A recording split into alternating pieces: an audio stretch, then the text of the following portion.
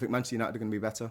I think, like Ali just said, Chelsea are definitely going to be better, and they're going to be pushing Manchester City all the way. But I also think Liverpool, I know they've got Van Dijk back.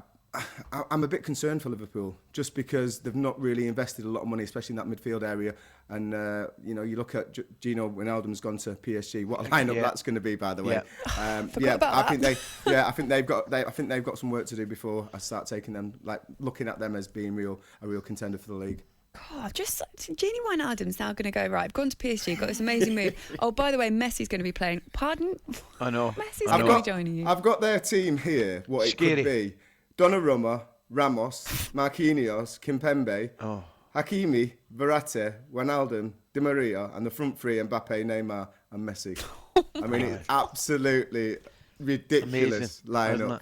It really is. Oh my God. It's Donnarumma as well. They got him. I mean, the amount of free transfers. I know listen, I think their wage bill is 3 times more than anyone else's in Liga, but they get so many players for free. It's insane.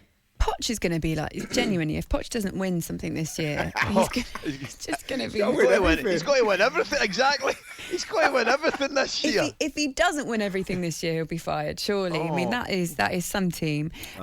Just something you mentioned there a second ago, Trev. Simon Mann got in touch this morning to talkSPORT Breakfast and said, don't forget about Manchester United. And I suppose it's because their business that they're doing, getting it done semi-early. We've almost kind of, the news agenda moves on, doesn't it? But... Yeah. Manchester United, with the signings that they've made, realistically, if you could do the table as it stands at the moment, Harry Kane's not moved, who would be your top 4? Manchester United certainly would be in there. And I think it's going to be, for me, obviously Chelsea and Manchester City. Manchester United would be in there. And then I think it's up for grabs, that 4th spot. I think I watched Leicester on Saturday. I thought Harvey Barnes was sensational. Amazing, Every time he got the ball, and this is like, I mean, I look at this a lot when you look at one-on-one individual duels. Every time he got the ball, Cancelo did not want to know anything about going to put any pressure on him. He was so passive, and for me, that's because he was so scared. Obviously, that would be different if it was Kyle Walker, but the link up there with Ryan Bertrand and Harvey Barnes, that must excite not only the team, but also the manager, Brendan Rodgers. So you reckon Liverpool might struggle to make that top 4? I think it grabs. I'm just not sure they've got the depth, and like you can't play Van Dijk every game, so he's going to have to come in and rest. Why is that? Because normally he does. Is it just because he's back from injury, so you don't think they'll do that? Because otherwise he's a constant, isn't he?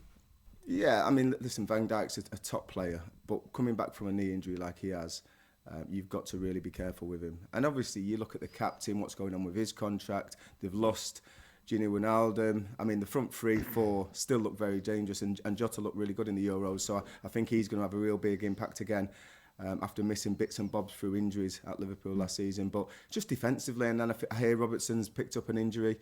It just seems to be a stuttering start to the season with regards to your planning, your preparation for Liverpool this season. Ali, I'm going to ask you to do the same as well as it stands.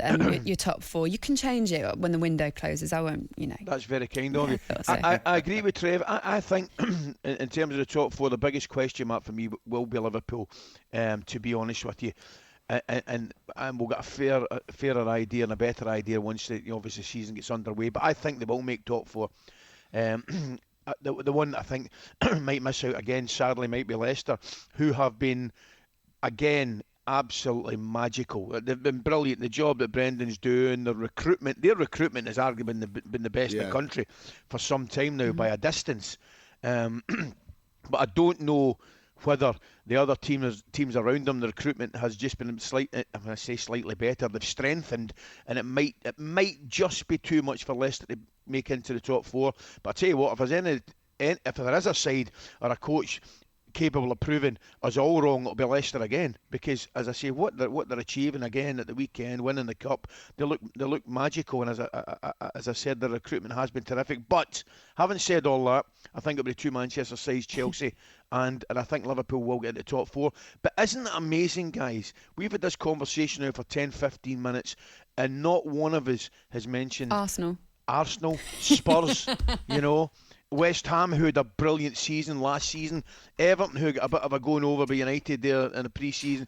We're not even we're officially ruling them. We're not even mentioned them, which is we think we're not mentioning a North London side, for example. It's incredible. It does sound weird. talkSPORT Breakfast with Laura Woods, Monday to Wednesday mornings 6 till 10 on AM, on DAB, via the talkSPORT app and on your smart speaker.